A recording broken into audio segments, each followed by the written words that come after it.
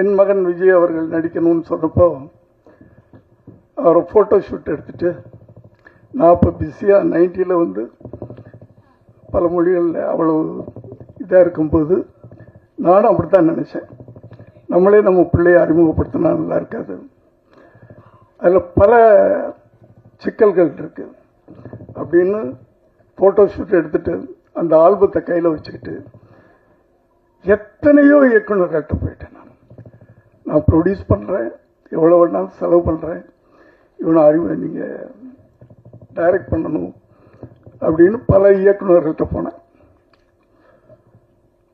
யாருமே பல தயாரிப்பாளர்கிட்டலாம் போனேன். அப்போதான் கடைசியாக போய் நானும் என் மனைவியும் ஆர்பி சௌத்ரி சார்கிட்ட போகிறோம். ஏன்னா அவர் புது புது டெக்னீஷியன்லாம் உருவாக்குறவர் தைரியமாக.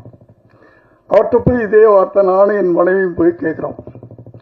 அப்போ தான் அவர் சொன்னார், நீ தான் பெரிய டைரக்டர் ஆச்சையா, நீயே அங்கேயும் இங்கே அலைஞ்சிக்கிட்டு இருக்க, நீயே அவனை வச்சு படம் எடுக்கியா அப்படின்னு சொன்னார்.